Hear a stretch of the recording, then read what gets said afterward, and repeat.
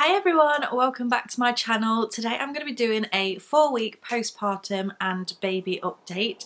But if you are new around here and you've just stumbled across my videos, then hello, my name is Sarah-Jayne. I currently have a 4-week-old baby. Her name is Ella and she is my first.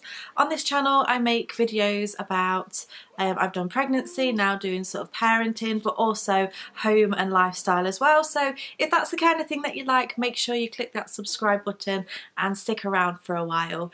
I will just mention, if you can hear some noises in the background, Ella is just in the corner of the room. She's not quite gone to sleep yet, so she's just making a few noises. If you watch my 2-week update, you'll know that we call her Squeak because she has a squeaky noise that she loves to make, so you might hear that in the background, so just bear with me.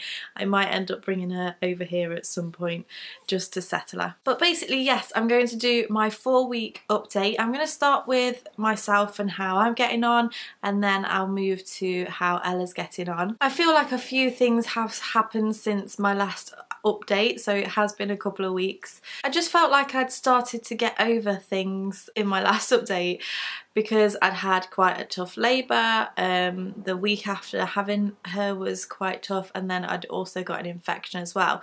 So I felt like towards that point I'd started to get over things. So week 3 I was starting to feel better, but then on week 4 I started to feel worse again, and it turned out that this time I had another infection, but it was mastitis.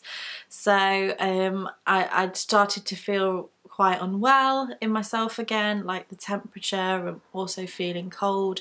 But then I also noticed that in my breasts they were quite they were hard parts, and also on the surface of the skin it was quite red. So I went to the doctors and she confirmed that it was mastitis and put me on a course of antibiotics. So I'm currently on a course of antibiotics again. I'll be taking them for 2 weeks to make sure that any infection is out of my system. But since then, that was Monday and today is Saturday. Since then, luckily, fingers crossed, I have started to feel better, but my boobs have been still quite sore. So if any of you have had mastitis and want to give me some tips, just let me know. I know that people talk about putting Savoy cabbage leaves on their breasts because it helps to soothe them. In all honesty, it's not been super painful, touch wood, but it's just more uncomfortable, and you know, yeah, it's just not nice, is it? I'm just gonna check on Ella.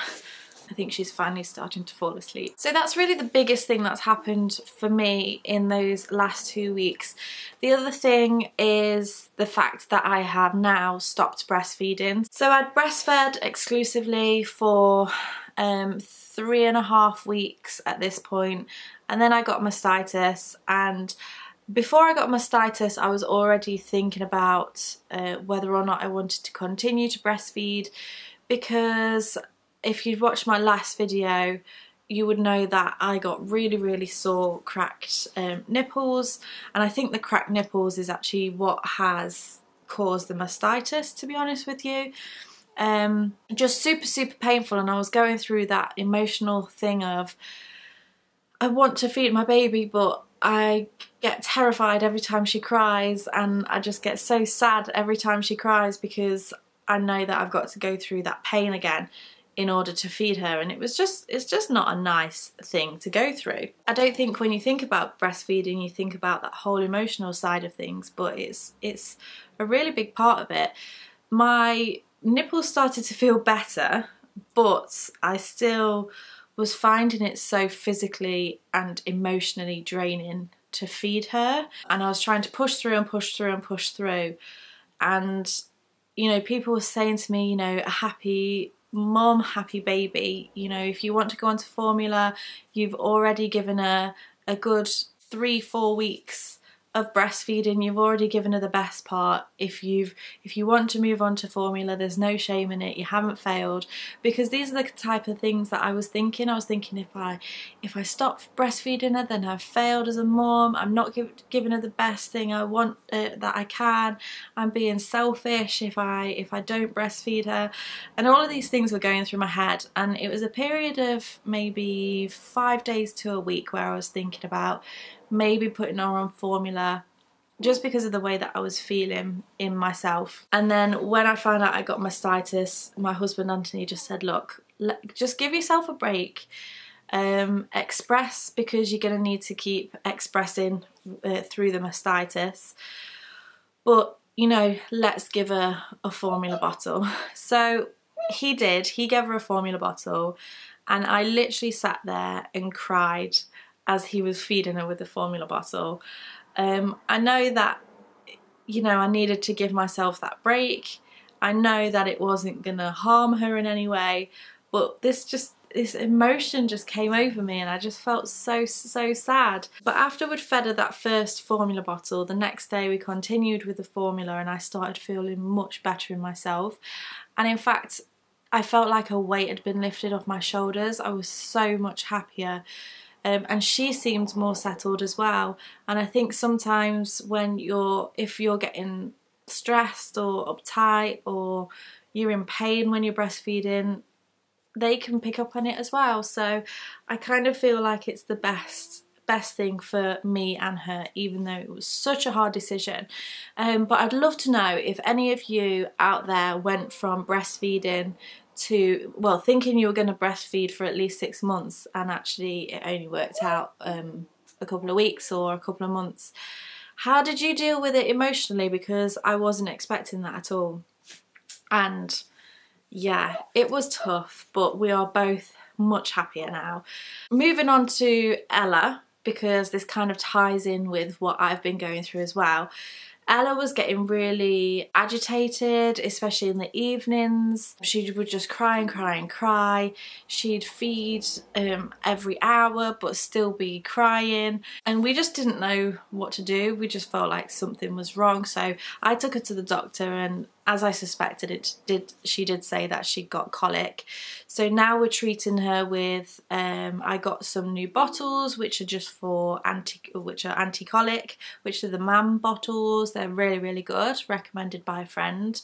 The formula that I've got her on is the HIP Organic, which is apparently the most like breast milk, really gentle on their tummies as well. Again, that was recommended by a friend, and she seems to do really well on there with that as well, and really enjoy it. I have also fed her the Aptimel like ready-made stuff, just because I had some of that, but I think that's a bit too thick for her, so we've kind of switched on to just purely the HIP Organic, and she seems to be enjoying that. For her colic, we've also been using the Infocol before her feeds, and she actually loves that. It smells gorgeous, so it must taste really nice, and it's like almost like she knows that she's going to get fed as soon as she has that, and she gets a little bit excited. It's quite cute.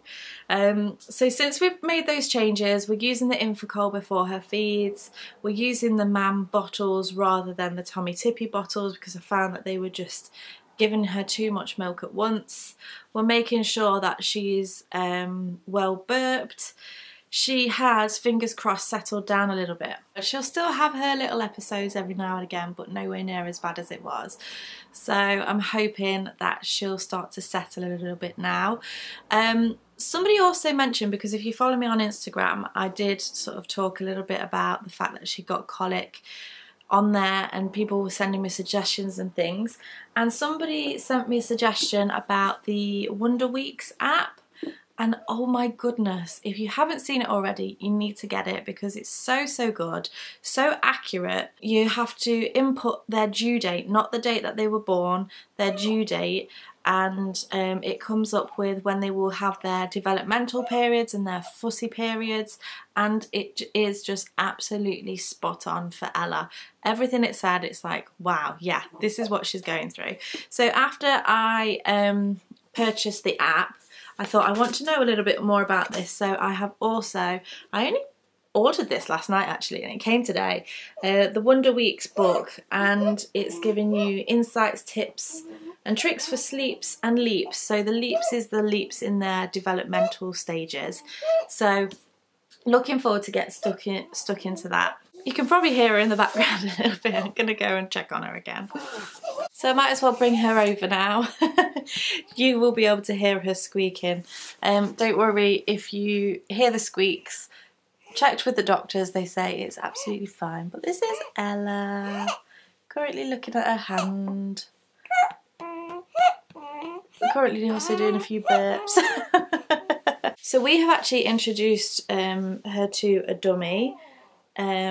I think in the US you call that a pacifier, or I think you call it something else as well. But basically because she sucks her hand quite a lot for comfort, and I'd prefer her not to suck her hand. I'd prefer her to suck on a dummy, because also she was also sucking on her thumb. And a friend said to me once, you know, dummy's not a bad thing, because if they don't have a dummy they'll suck on their thumb, and you know, when the time comes you can always get rid of the dummy, like wean her off the dummy. She's always going to have a thumb there and be tempted to suck her thumb. So I kind of thought that made sense. So every time that she puts her thumb in or her hand in her mouth, I do sort of give her the dummy, and it just really comforts her. But once she starts to fall asleep it kind of falls out, and then we take it off her. So we try not to let her have it too much, but it's a fine balance. She's so loud. As far as development, she's getting so aware. She's awake more now than what she used to be. She is looking round at things. You can tell that she can see things a bit further away now, which again in that Wonder Weeks book is saying that's what she's going through at the moment. She's so susceptible to sounds. If somebody's talking to her, she'll move her head, and it's just really, really nice to see how much she's grown and developed over the last 4 weeks. It's absolutely unreal. So yeah, both mummy and baby are doing really well at the moment, aren't we? Yes. You're gonna say hello to everybody. Oh, I'm sorry, what's mummy doing to you? She absolutely loves to snuggle. Yeah, she loves to snuggle on us, and again in that Wonder Weeks app and book it's saying that they do like to do that at this stage, and you can't spoil them at this stage. I know that my mum keeps saying she's gonna get used to it, and you're gonna make her rod for your own back, but at this stage you can't really spoil them. You just got to give them as much love as they want. Squeak. So I guess that's it for the 4-week postpartum and baby update, other than showing you my stomach. I hope you can hear me over this noise. So my stomach still has continued to go down a little bit, but I think at this point now diet and exercise will have a big influence on how my body is looking. I am by no means thinking about you know, the shape of my body at this point. I'm still getting used to being a mum, but I am kind of itching to go back to the gym, just purely for like mental reasons as well. I think it helps to keep you focused, and I just think it's really good for you. But I don't really know when I'm going to get to go to the gym. So we shall see. So yes, this is my 4-week postpartum belly. So this is my belly. Wearing these jeans again. These jeans are my pre-pregnancy jeans, but they are the larger of any of my others. My others don't quite fit yet. But this is my belly from the side. So still really, really soft at the moment. From the front, you can see those stretch marks down there. I've been using bio oil and some other creams on there as well. But it is definitely starting to get there. This line hasn't really gone just yet, but maybe now that I've stopped breastfeeding it will go. So yes, 4 weeks postpartum. So I really hope you've enjoyed this video. If you did, make sure you give me a thumbs up. Make sure you subscribe to keep up to date with all of my latest videos. Thank you so much for watching, and I shall see you again next time. Bye!